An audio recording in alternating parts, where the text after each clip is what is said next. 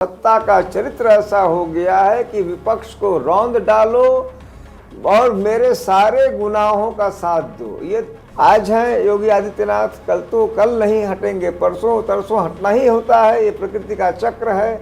आज के समय जो स्थितियां हैं उसमें निश्चित रूप से जो भारतीय जनता पार्टी है वह हर प्रकार से प्रबल दिखती है। यदि मुझसे पूछा जाए तो मैं जो राहुल गांधी हैं, मैं इनको नरेंद्र मोदी से बेहतर नेता मानता हूँ। मैं निश्चित रूप से अखिलेश यादव को इस रूप में बेहतर मानता हूँ योगी आदित्यनाथ से कि चंद्रशेखर एक फ्रेशनेस के साथ दलित लोगों के सामने जा रहे हैं, या फिर वो जो मुख्तार हैं। तो सत्ता, आज की सत्ता के लिए यह नहीं है कि अतीक और मुख्तार, मैं खुलेआम कहता हूँ, वह मौजूदा सरकार के शत्रु इसीलिए नहीं है कि वो माफिया हैं, वो इसीलिए उनके शत्रु हैं क्योंकि वो शत्रु दल के माफिया हैं। कहते हैं सबका साथ सबका विकास, लेकिन सच्चाई ये है कि ये चाहते हैं कि ध्रुवीकरण हो, ये चाहते हैं वर्गीकरण हो। उत्तर प्रदेश पुलिस का एक ऐसा ऑफिसर जो लगभग हर सरकारों से मुकाबला करने को रेडी रहता है। आज मैं बात कर रहा हूं जबरिया रिटायर्ड अधिकारी आईपीएस अमिताभ ठाकुर जी की। चाहे वो मौजूदा सरकार उत्तर प्रदेश की योगी आदित्यनाथ सरकार हो, चाहे मुलायम सिंह की सरकार हो, दोनों ही सरकारों से के खिलाफ डटकर खड़े रहने वाले या मुकाबला करने वाले आईपीएस अधिकारी आज हमारे साथ हैं। हाल ही में इन्होंने अधिकार सेना का गठन किया है। क्या अधिकार सेना का मोटो है, क्या उनके चुनावी मुद्दे हैं, क्या उनकी विचारधारा है? सर, सबसे पहले इस टॉक में आपका स्वागत है।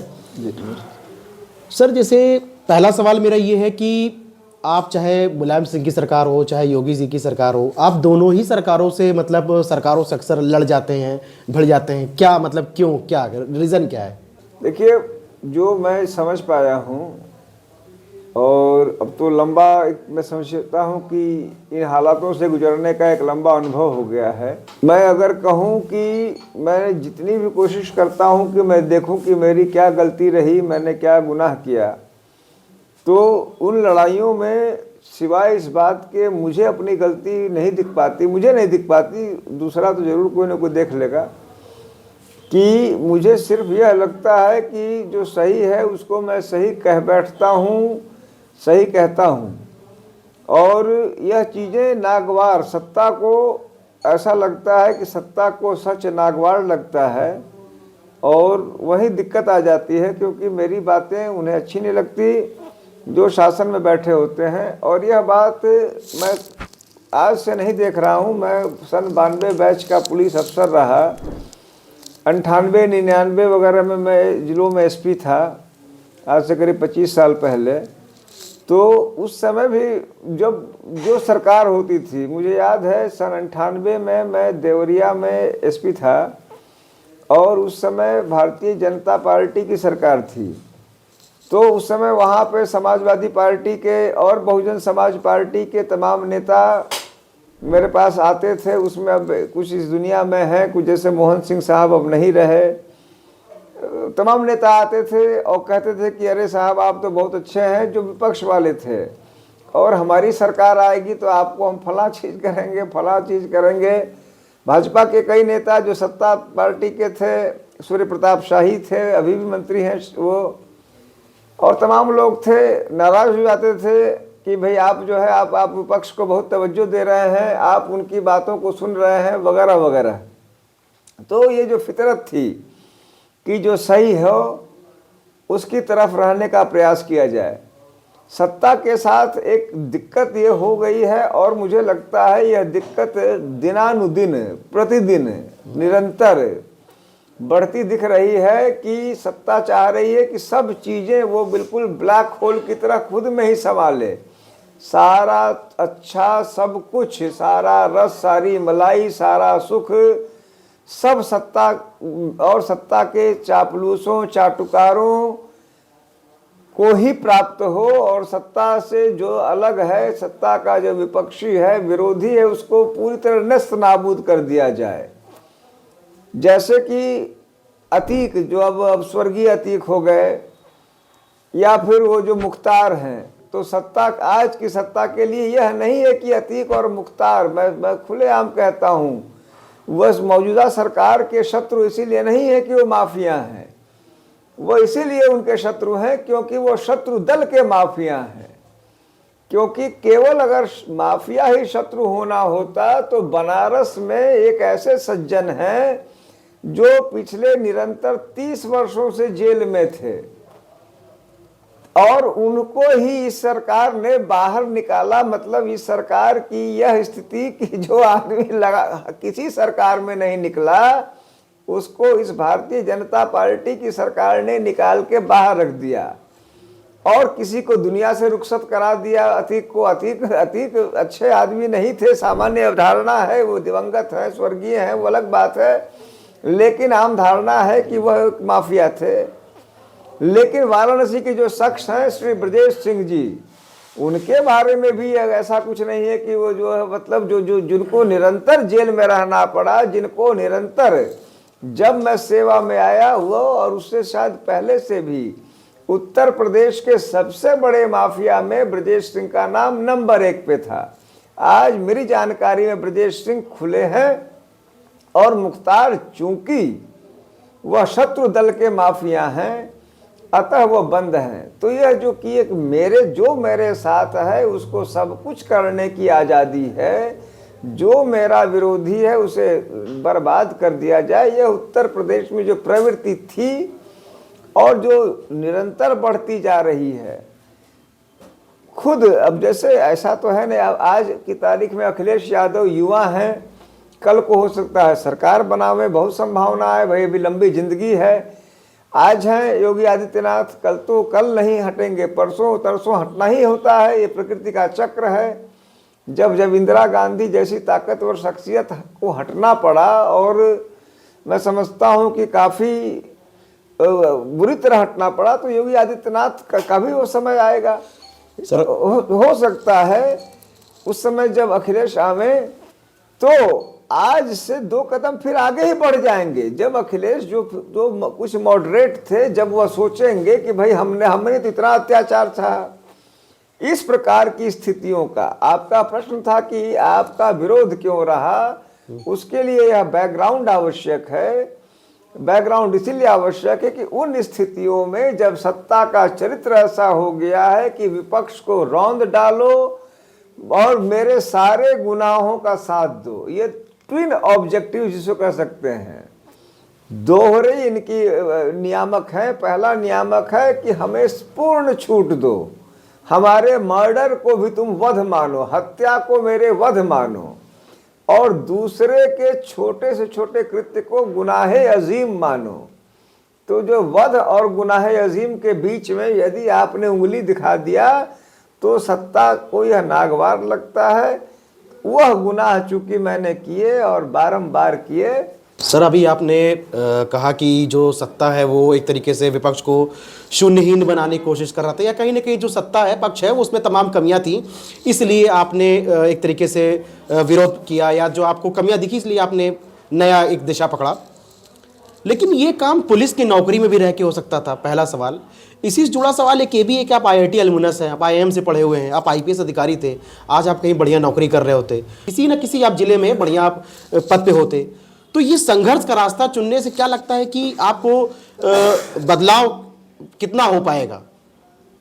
देखिए, अब इसमें 2 बातें हैं। पहली बात कि बदलाव कितना हो पाएगा, या मैं वहाँ क्या कर पाता, यहाँ क्या कर पा रहा हूँ, इसका उत्तर तो मैं नहीं जानता। सही कर रहा हूँ, गलत कर रहा हूँ, इसका उत्तर भी ईश्वर जानता होगा। लेकिन यह जरूर है कि मुझे इस बात का संतोष है कि मैं जो करना चाहता था वो मैं कर पा रहा हूँ।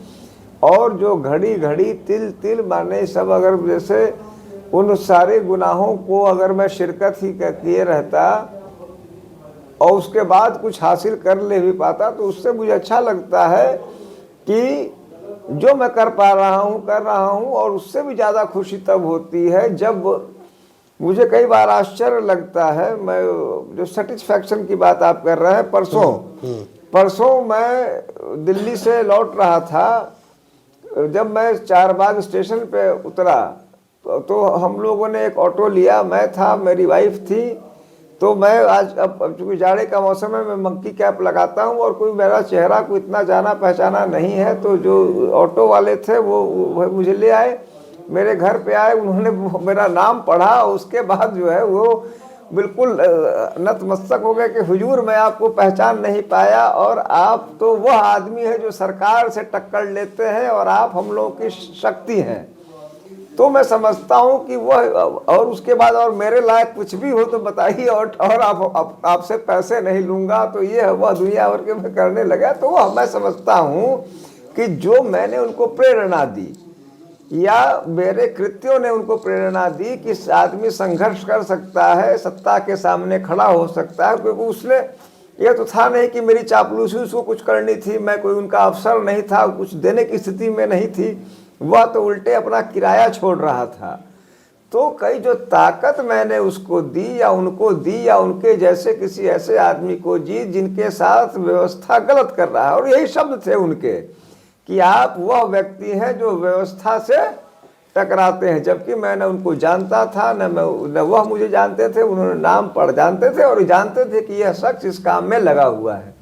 तो मैं अपनी सेटिस्फैक्शन, आपने जो कहा कि आप क्या हासिल करते नहीं करते, मुझे लगता है कि यदि मैं एक आदमी को भी सत्ता से टकराने की, गलत से टकराने की, क्योंकि उसके अंदर एक उमंगे तरंगे चाहत, हैसियत, उत्साह दे पाता हूँ, तो उसी को मैं अपनी सफलता मानता हूँ।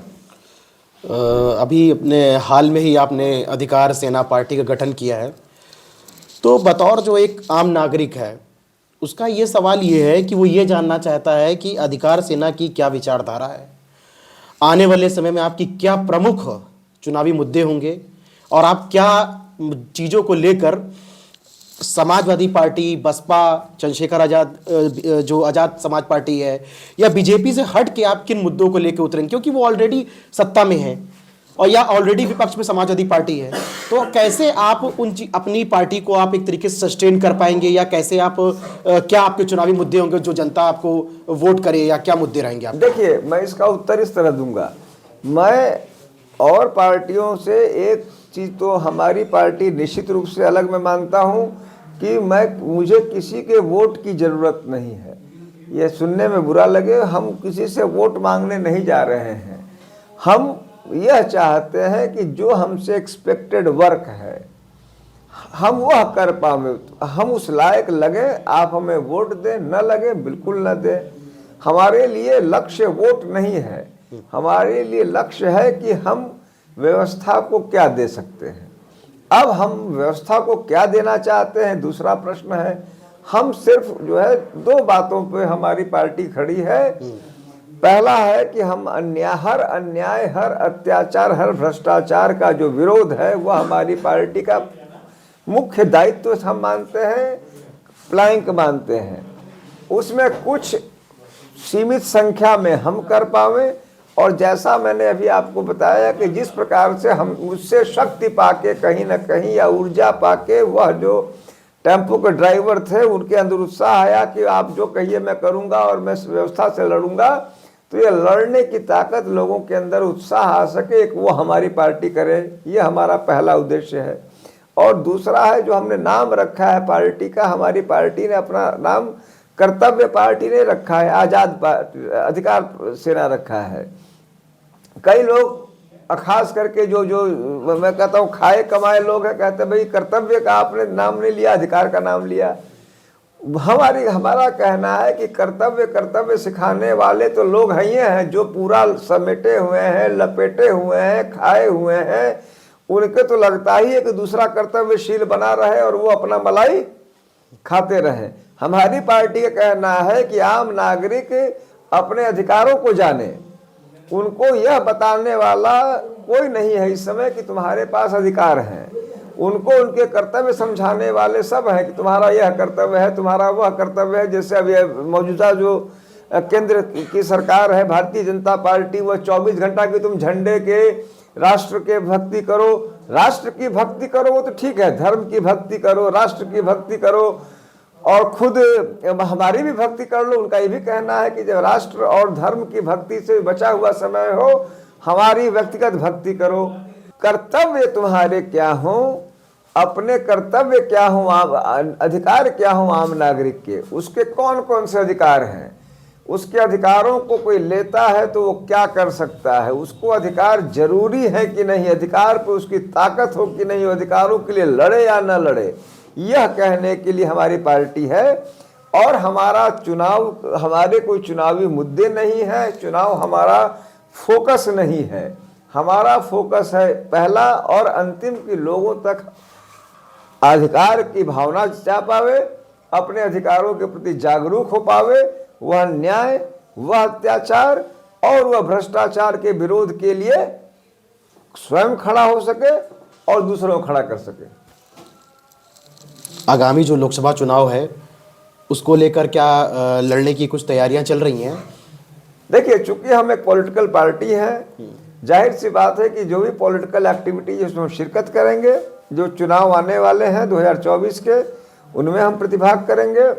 सर, इसी से जुड़ा एक सवाल ये भी है, थोड़ा सा संक्षेप में बातों को रखते हैं ताकि आम जनमानस को सरल भाषा में समझाना है। और सर, आप तो एक सीनियर आईपीएस ऑफिसर है कि सर, जब आपने कहा कि हम अन्याय के खिलाफ लड़ेंगे या जहां गलत हो रहा वहां लड़ेंगे, तो क्या आपको लगता है कि जो अन्य पार्टियां हैं, चाहे वो सत्ता में हो, चाहे वो बीजेपी हो, कांग्रेस हो, आम आदमी पार्टी हो, समाजवादी पार्टी हो, बसपा हो, क्या वो अन्याय के खिलाफ नहीं लड़ रहे हैं? पहला चीज, ये जो वर्तमान दौर चल रहा है, जिस तरीके से एक हिंदुत्व की राजनीति कर रही है बीजेपी, तो आपको लगता है कि आप इन माहौल के बीच में अधिकार सेना कैसे अपने आप को सस्टेन कर पाएगी और कैसे आप मजबूती से अपना आने वाली जो लड़ाई उसको आप जारी रखेंगे? दो प्रश्न है आपके। पहले प्रश्न का मैं उत्तर दूं, ये बड़े बड़े जो पॉलिटिकल लोग हैं हो सकता है मुझ इस बात से नाराज हो जाए। मैं वास्तव में मुझे लगता है कि अन्याय, अत्याचार, भ्रष्टाचार से नहीं लड़ रहे हैं। यह सिर्फ एक दूसरे से जैसे काऊ काऊ काऊ काऊ लड़ते हैं, एक दूसरे से लड़ रहे हैं। जनता के मूल बुनियादी मुद्दों से इनका कोई वास्ता नहीं है। हम बहुत छोटी पार्टी हैं, हमारी कोई आवाज़ नहीं अभी है, लेकिन सच्चाई यही है कि यह जो इनसे अपेक्षित है वो बिल्कुल नहीं कर रहे हैं, किसी रूप में नहीं कर रहे हैं।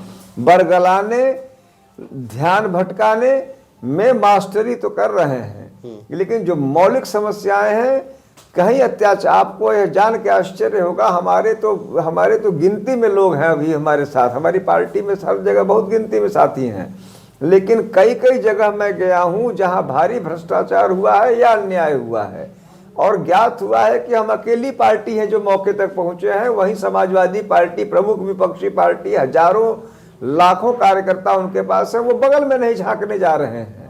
बहुजन समाज पार्टी 4-4 बार सरकार रही है, बगल में नहीं झांकने जा रही। दलित व्यक्ति के साथ अत्याचार हो गया, वो नहीं जा रहे हैं।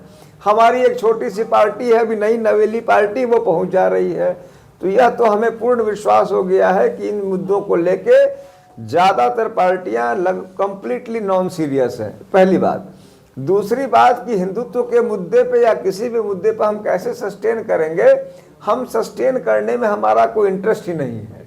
हमारा इंटरेस्ट, मैं फिर कहूँगा, वही है कि हम अपना कार्य कर सकें। अधिकार जनता के, कर्तव्य पार्टी वर्कर्स के। कर्तव्य हमारा यह कि हम उनके अधिकारों के प्रति जागरूक कर सकें। हमें उन्हें लगता है, मैं स्पष्ट कहता हूँ, खुलेआम कहता हूँ, उन्हें लगता है कि हम उस लायक हैं तो हमें वोट देंगे, हमें स्वीकार करेंगे। लगता है नहीं है तो नहीं करेंगे। पहले हम अपनी ओर से तो उनकी तरफ बढ़ के अपना कार्य दायित्व करें। तो हम अपने कार्य दायित्व के प्रति सजग हैं और उनको उनके अधिकारों के लिए संघर्ष करने, उनके विरुद्ध हो रहे अन्याय, अत्याचार और भ्रष्टाचार के विरुद्ध कार्य करने के लिए संकल्प है और कार्य कर रहे हैं। बतौर अधिकार सेना के राष्ट्रीय अध्यक्ष हैं आप, कांग्रेस और राहुल गांधी जिस तरीके से जाति जनगणना की बात कर रहे हैं या मंडल पॉलिटिक्स की तरफ रुख कर रहे हैं, बीजेपी उसके अपोजिट हिंदुत्व की बात करती है, तो बतौर अधिकार सेना अध्यक्ष आपको क्या लगता है कि जो जाति जनगणना की डिमांड कर रहे हैं राहुल गांधी, या वो बार बार वो ओबीसी के हक अधिकार की बात करते हैं, उसे आप कितना सही या गलत मानते हैं? देखिए, मैं उसमें यह क्योंकि वो बड़ी आबादी है। देखिए, मैं उसको इस तरह कहूँगा कि हिंदुस्तान का सोशल स्ट्रक्चर निश्चित रूप से पेचीदा है और यहाँ पर कास्ट एक फैक्टर है, एक रियलिटी है। उस कास्ट के क्या जेन्युइन, मैं यहाँ एक शब्द कहूँगा जेन्युइन, क्या नीड्स है, क्या रिक्वायरमेंट्स है, उसकी ओर देखना इस हमारे देश की नेताओं की ज़रूरत है। लेकिन किसी को भी वोट बैंक के रूप में देखना कि वह हम उसको टारगेट करें, चाहे वो धर्मगत समूह हो या जातिगत समूह हो। धर्मगत या जातिगत समूह को वोट बैंक के रूप में देख के हम अपना कोई भी पॉलिटिकल टारगेट न तय करें, ईमानदारी से। और ईमानदारी शब्द क्या होती है हम सभी उससे वाकिफ हैं। हम ईमानदारी से किसी भी पॉलिसी पे निर्लिप्त और निष्पक्ष ढंग से यदि हम सोचेंगे तो किसी भी क्रिटिकल इशू का हम एक सम्यक समाधान निकाल पाएंगे। कोई भी क्रिटिकल इशू होगा, लेकिन उसमें हम कोई राजनीतिक चश्मे की समस्या यह है कि यह पहले संख्या गिन लेते हैं और तब पॉलिसी की बात करते हैं, बिना संख्या गिने। अगर जाति गणना की मैं उन चीज़ों के बारे में जानकार नहीं हूँ, मैं टिप्पणी नहीं कर रहा कि आवश्यक है कि नहीं है। मैं सिर्फ यह कह रहा हूँ कि कोई भी चीज़ की नीड है, राम मंदिर की नीड है, जनगणना की नीड है, कोई भी चीज़ है, किसी चीज़ से न मुझे इतराज़ है न किसी के प्रति की विरोध है। मेरा सिर्फ यह कहना है कि कोई भी निर्णय सिर्फ और सिर्फ उसके जेन्युइन नीड से होनी चाहिए, न कि अपने वोट बैंक की निगाह से। क्योंकि जब वोट बैंक की निगाह आपने बना ली तो वह प्राथमिक स्तर पर ही वो दूषित हो गया, और जब दूषित हो गया तो स्पष्ट रूप से उसके तनाव स्वतः ही होने हैं। आप एक्स IPS ऑफिसर रहे हैं, आप पुलिस में रहे हैं, आपको क्या लगता है कि जो पुलिस में क्या ऐसे बदलाव या रिफॉर्म्स की ज़रूरत है? संक्षेप में क्या बड़े बदलाव, क्योंकि आप अक्सर पुलिस विभाग या पुलिसिया कार्रवाई के खिलाफ, आप जो उत्पीड़न है उसके खिलाफ आवाज़ उठाते रहते हैं। कई बार हम लोग देखते हैं कि मीडिया में खबरें आती हैं, तो आपको क्या लगता है कि क्या वास्तव में जनता का पुलिस के पास पहुंचना एक सुलभ रास्ता है या कठिन रास्ता है, और वास्तव में आवाज़ सुनी जाती है नहीं सुनी जाती है, और क्या रिफॉर्म्स क्या हो सकता है? देखिए, मेरे ख्याल से जो नंबर 1 नीड है पुलिस में वह है कि जो पुलिस के खिलाफ कंप्लेंट्स हैं उनके लिए एक इंडिपेंडेंट ग्रीवांस रिड्रेसल सिस्टम होना चाहिए। यानी कि यह नहीं कि सिपाही की शिकायत की जांच दरोगा करे, दरोगा की CO करे, CO की SP करे, SP की DIG करे। क्योंकि यहाँ कहीं ना कहीं चोर चोर मौसेरे भाई या एक ही थाली के चट्टे बट्टे वाली बात आ जाती है। कोई थर्ड पार्टी, जैसे ब्रिटेन में एक इंडिपेंडेंट ग्रीवांस रिड्रेसल कमेटी है, प्रकाश सिंह बनाम भारत सरकार में सुप्रीम कोर्ट ने कहा कि 6 उसकी जो मैंडेट है उसमें एक mandate independent grievance redressal mechanism का भी है। लेकिन जानबूझ के जो पॉलिटिकल पार्टी इन पावर है वो नहीं बना रही है उत्तर प्रदेश और तमाम प्रदेशों में। क्यों? क्योंकि सबसे अधिक गुनाह तो ये खुद करवाते हैं। पुलिस के ज़्यादातर गुनाह पॉलिटिकल रीजन से होते हैं। पुलिस आज की तारीख में, पुलिस में सिपाही कष्ट में है, परेशान है, उसके तमाम मौलिक अधिकार नहीं मिल रहे हैं, उसको भारी ड्यूटी पड़ रही है, वो सब अपनी वो बातें अपनी जगह सही हैं, उनके मानवाधिकारों का उल्लंघन है। लेकिन पुलिस एज ए बॉडी को निश्चित रूप से एक बहुत ही ड्रैकोनियन फोर्स के रूप में गवर्नमेंट इन पावर यूज कर रही है, यह भी सच्चाई है। और चूंकि गवर्नमेंट इन पावर ही उसका मिसयूज कर रही है, अतः वो नहीं चाहती है कि कोई इंडिपेंडेंट ग्रीवांस रिड्रेसल सिस्टम हो।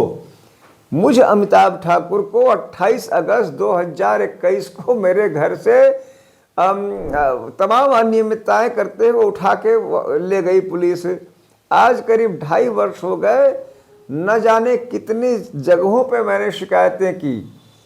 अब होता क्या है, जिस CO की शिकायत मैं करता हूं उसका वो खुद जांच करता है, कहता है कि अमिताभ, अब आपको आज जान के आश्चर्य होगा, आप कह रहे हैं कि मैं ये व्यवस्था से लड़ रहा हूं, ये लड़ रहा हूं, और वो CO लिखता है या लिखती है अमिताभ ठाकुर झूठी शिकायतें करने का आदी है। वह अब इतनी मर्यादा भी वह व्यक्ति नहीं रखता है कि पुलिस का बड़ा अफसर रहा है। अमिताभ ठाकुर झूठी शिकायतें करने का आदी है, और यह चूंकि मुलजिम है इसीलिए किसी तरह से ये न केन प्रकार बचना चाहता है। चूंकि भाई मैंने तुम्हारी शिकायत की, तुमने अपनी जांच की, तो तुमने मुझे ही उल्टा चोर बता दिया। यह एक ऐसी समस्या है जिसका इमीडिएट निराकरण आवश्यक है। जनता को यदि न्याय देना है तो एक निष्पक्ष जांच व्यवस्था आवश्यक है। तमाम मीडिया चर्चा में रहते हैं, मुख्तार अंसारी हो, चाहे ब्रजेश सिंह हो, चाहे अतीक अहमद का आपने नाम लिया, तो क्या आपको लगता है कि बीजेपी पिछले दरवाजे से ब्रजेश सिंह को, चाहे वो MLC सीट हो, वो प्रधानमंत्री मोदी की संसदीय क्षेत्र है जहाँ से वो MLC रहते हैं, चुने जाते हैं, बीजेपी बैकडोर से मदद करती है, आपको क्या लगता है या आपको क्या मानना है? देखिए, मैं यह जानता हूँ, आप भी जानते हैं, हर कोई जानता है कि भारतीय जनता पार्टी अन्य सारे पार्टियों की तरह है। जो माफिया हैं, अपराधी हैं या अन्य जो आपराधिक तत्व हैं, उनको दो हिस्सों में बांट, इनका वर्गीकरण एक इस तरह का होता है, कौन मेरे साथ है, पार्टी प्रिय, पार्टी विपक्षी, पार्टी प्रिय, पार्टी अप्रिय। तो हर एक के सेट पैटर्न में कुछ पार्टी प्रिय हैं, कुछ पार्टी अप्रिय हैं, और कुछ लोग ऐसे हैं जो कि निरंतर पार्टी प्रिय इसलिए रहते हैं कि तुरंत खेमा बदल के उछल के चले जाते हैं। सर, इसी से जुड़ा हुआ एक और लाइन जोड़ देता हूँ और थोड़ा फिर आप इसका जवाब और अच्छे से देंगे। क्या आपको लगता है कि बीजेपी जो मुस्लिम तुष्टीकरण है या मुस्लिम का एक तरीके से उत्पीड़न का या एक तरीके से मुस्लिमों को ऊपर अगर अत्याचार होगा तो उसको एक तरीके से वोट बैंक में फ़ायदा मिलता है, मतलब कहीं ना कहीं भेदभाव हो रहा है दोनों की दृष्टि से देखा जाए, एक के मुकदमे खत्म होते हैं, एक जेल से बाहर आता है और एक के ऊपर मुकदमे बढ़ते हैं? देखिए, भारतीय जनता पार्टी के भी अन्य पार्टियों की तरह जितनी भी नीतियां हैं वो सिर्फ और सिर्फ वोट बैंक से ही प्रेरित हैं, उनमें निष्पक्षता कहीं भी नहीं है। इनके सारा कुछ कहते हैं सबका साथ सबका विकास, लेकिन सच्चाई ये है कि ये चाहते हैं कि ध्रुवीकरण हो, ये चाहते हैं वर्गीकरण हो, ये चाहते हैं कि जैसे मान लीजिए कि कुछ वो जातियां या वह धर्म जो इनको लगता है कि समाजवादी पार्टी या बहुजन समाज पार्टी के वोट बैंक हो सकते हैं या हैं, उनको तोड़ डालो या उनको डरा डालो, साम दाम दंड भेद करो। वही पहले वाली सरकारें भी करती थीं, लेकिन एक अंतर यह है कि अब तक के इतिहास में उत्तर प्रदेश के मेरी जानकारी में इतनी निष्ठुर सरकार, इतना खुलेआम पुलिसिया तंत्र का दुरुपयोग करने वाली सरकार हमारी जानकारी में नहीं थी। और तभी मैं जो कह रहा था कि बहुत संभव है कि कल को दोबारा अखिलेश या मायावती या कोई इनमें से आवे, तो इस बात की भारी संभावना है कि जो इन्होंने एक लकीर बना दी है या एक जो माइलस्टोन स्थापित कर दिया है, आगे स्थितियां बद से बदतर हों। कल को वह सोचे कि भाई मैं ही क्यों थोड़ा सा मॉडरेट रहूं, मैं इससे 2 कदम आगे रहूंगा। आज जो ये शोले फिल्म की तरह, ये जो शोले में धर्मेंद्र ने कहा था एक एक को चुन चुन के मारूंगा, तो ये जो चुन चुन के मारने का मतलब यह नहीं कि चुन चुन के अपराधियों को मार रहे हैं, चुन चुन के विपक्षी दल के लोगों को जो है प्रहार कर रहे हैं। तो वो बोलेंगे भाई मैं भी चुन चुन के तुम्हारे लोगों को मारूंगा। कल ही मुझे एक आदमी कोई पत्रकार थे, कह रहे थे साहब इनके भी बुरे दिन आएंगे तो बड़े बुरे दिन आएंगे। वो इसीलिए कह रहे थे कि भाई कल को वो थोड़ा समाजवादी पार्टी से अनुप्राणित पत्रकार थे, उनके मन में रोष था, उनको लग रहा है कि अगर इंडिपेंडेंट और निष्पक्ष कार्रवाई होगी किसी को अंतर नहीं पड़ रहा है। लेकिन चूंकि निष्पक्षता का पूर्ण अभाव है, निष्ठुरता के साथ प्रतिद्वंदियों को या प्रतिपक्षियों को कुचला जा रहा है, अतः इसके गंभीर दुष्परिणाम भविष्य में होंगे, इस बात से हम पूरी तरह आशंका है। सर, इसका वन लाइनर और वन वर्ड में आप आंसर दीजिएगा। 24 के चुनाव में आपको क्या लग रहा है कि इंडिया अलायंस वर्सेस बीजेपी में किसकी जीत होगी? वन लाइनर है। आज के समय जो स्थितियां हैं उसमें निश्चित रूप से जो भारतीय जनता पार्टी है वह हर प्रकार से प्रबल दिखती है, जीत की ओर भी दिख रही है। वो स्पष्ट रूप से मेरा यह मानना है कि आज के समय में जो स्थितियां हैं वह भारतीय जनता पार्टी जीत की ओर स्पष्ट रूप से जाती दिखती है, अनुकूल भी है। दूसरा सवाल ये है कि राहुल गांधी वर्सेस नरेंद्र मोदी में आप ज़्यादा सही नेता किसे मानते हैं? यदि मुझसे पूछा जाए तो मैं जो राजीव गांधी हैं, राहुल गांधी हैं, मैं इनको नरेंद्र मोदी से बेहतर नेता मानता हूँ। योगी आदित्यनाथ वर्सेस अखिलेश यादव में आप किससे बेटर मुख्यमंत्री मानते हैं उत्तर प्रदेश के लिए? मैं निश्चित रूप से अखिलेश यादव को इस रूप में बेहतर मानता हूं योगी आदित्यनाथ से कि कम से कम उनमें मतलब यह जो व्यक्ति उनका विरोध करे उसको उतना भय नहीं है जितना कि अखिलेश के समय उस हद तक भय नहीं था जितना योगी जी के समय है। क्योंकि यह जब कोई इनका जेन्युइन विरोध भी करे तो इनके यहाँ सारी नीतियों को तोड़ के अतीव स्थिति तक जाके कुछ भी हो सकता है। अत्यंत निष्ठुरता और तानाशाही की स्थितियां हैं।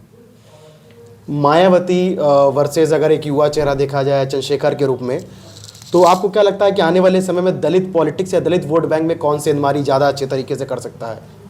देखिए, मैं सेंधमारी नहीं जानता, लेकिन मैं ये जान रहा हूँ कि चंद्रशेखर एक फ्रेशनेस के साथ दलित लोगों के सामने जा रहे हैं। मायावती कहीं ना कहीं एक बीत रहे युग को प्रतिबिंबित कर रही हैं। जो आरोप लगता है उनके ऊपर बीजेपी की बी टीम, वो कितना आरोप सही है आप मानते हैं? अब मायावती जी तो बहुत समय से, सिर्फ वो 4 बार की मुख्यमंत्री रही हैं, वोट बैंक लिए घूम रही हैं बहुत समय से। वो सिर्फ समझ लीजिए कि जैसे कि अचानक 14वीं के चांद की तरह आना और जाना के अलावा मुझे उनका कुछ भी प्रदेश में कोई भी उनका हस्तक्षेप या उनका कोई भी योगदान नहीं दिख रहा है। जी धन्यवाद। तो ये मेरे साथ थे जबरिया रिटायर्ड अधिकारी अमिताभ ठाकुर जी। इन्होंने राजनीति की ओर अपना कदम रखा है और अपनी एक विचारधारा लेकर जनता के बीच में जा रहे हैं। उम्मीद है ये बातचीत आपको पसंद आई होगी। धन्यवाद।